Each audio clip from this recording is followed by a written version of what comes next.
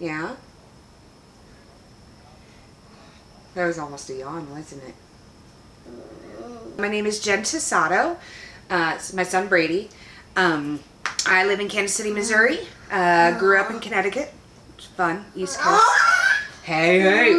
But we moved to Kansas City my sophomore year of high school, which is kind of where I got my start in the theater community with Jake and Joel and all those fun people.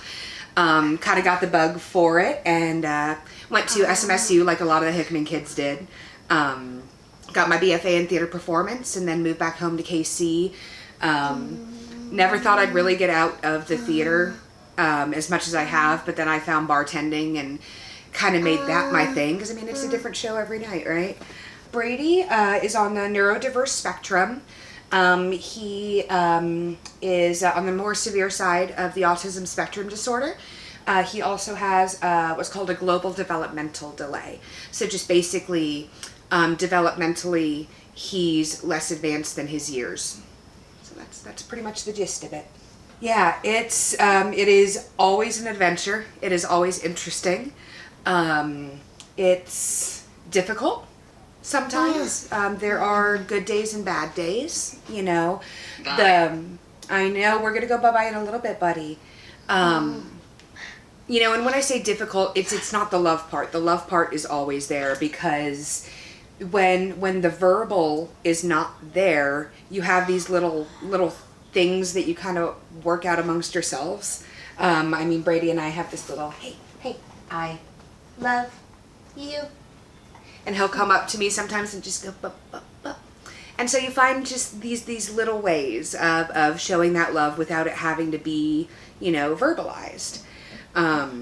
Lots of, you know, grabbing my hand and asking me to tickle him and give him kisses, like grab my face. And so it's actually really interesting to have to be so in tune with another human being to catch those things because they could be easily missed, you know. And so yeah, definitely an adventure finding that love language that isn't verbal. It's been a little different since, you know, the vid, since the shutdown. But he is a giant ball of energy. He loves going outside. He's a little frustrated this morning because he wants to go out. He wants to go somewhere. He wants to do things. But, you know, set up at the house, we've got a swing set, all the fixins, a rock wall. He loves the trampoline. Anything that really gets his full body involved. He's a very, there's different moods in neurodiverse children. Hey, bud. You've got the days that they're sensory seeking, and so that's the day that they want everything. They want like the noises and the lights and the movement. And then there's the days that they want sensory avoidance, where they just want to kind of shut everything out. So it just kind of depends on the days. And, you know, if he's like really energetic and is seeking that sensory things like trampolines, going to the splash park, you know, going for walks and stuff like that. If he's more in his kind of sensory avoidance phase, he loves the pool. He is just a little water bug swimmer. And it's nice. He likes to kind of float there with his ears under the water, you know, very in control of his situation. Or we have, it's actually right over there, this sensory bag that he'll like climb into and it completely shuts in over him. But yeah, we have a good time. There's a lot of misinformation out there. There's a lot of misunderstanding. I think one of the biggest things is that this is some sort of disease, that this is something that needs to be fixed. When you speak with you know, neurodiverse adults, they'll tell you, they're like, I wouldn't change it if I could. It's part of who I am. You know, and so this is one of the reasons that, you know, Autism Speaks is such a hateful charity, is for so long, they're kind of trying to fix their image now, but the damage is done.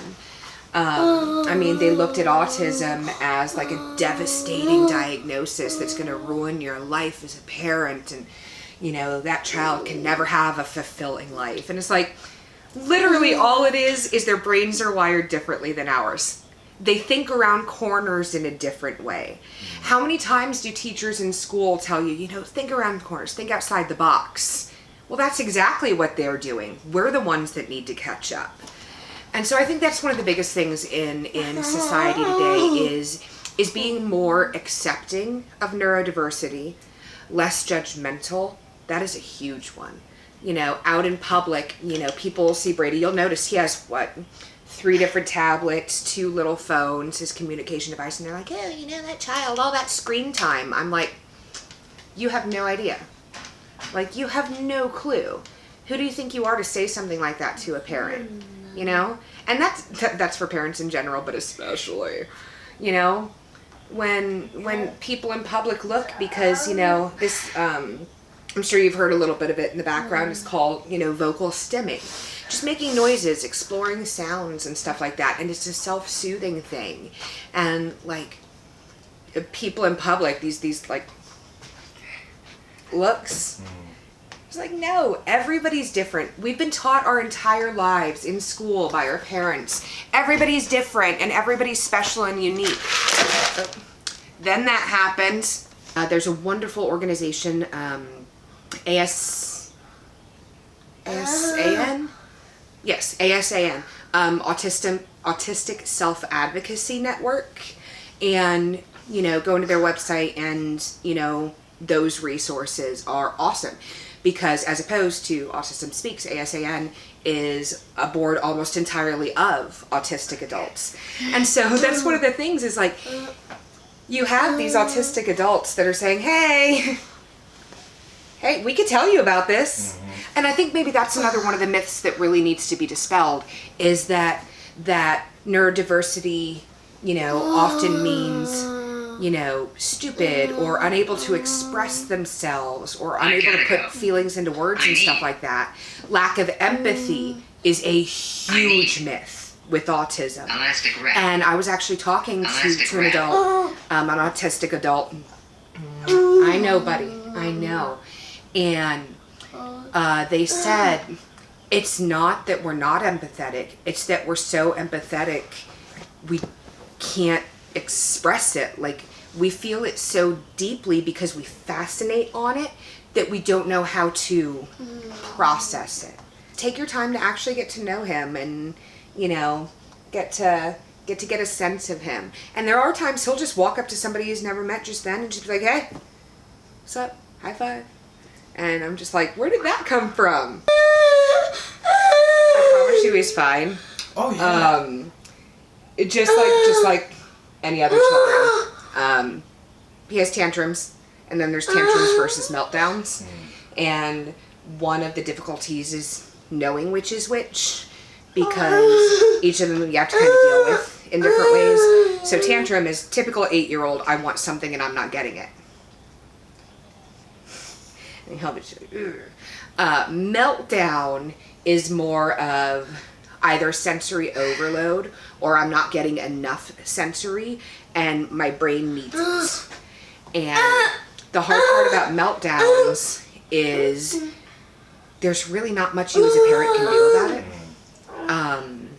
You just kind of have to help them through. And I mean, there are techniques to help them, but figuring out, okay, are you needing, stimulation, or do you need a quiet place? One of the big things that I've been seeing, I know, buddy, I know, that I would love to see continue is, the awareness is growing, seeing things like, Chuck E. Cheese. First Sunday of every month does a sensory friendly night.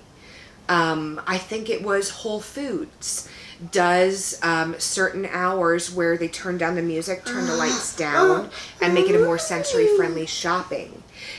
I want to see more like that, because so much focus is in studying, autistic children. They become autistic adults.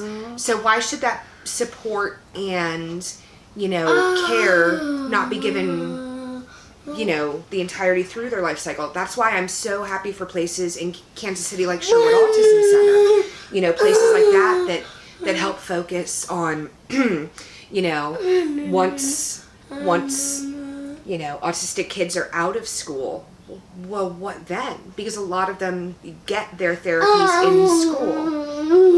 But yeah, I'd love to see that movement of, you know, more understanding, more inclusion. Like, it's there's little things starting to happen, but I want to see it just full force. Let's go for it.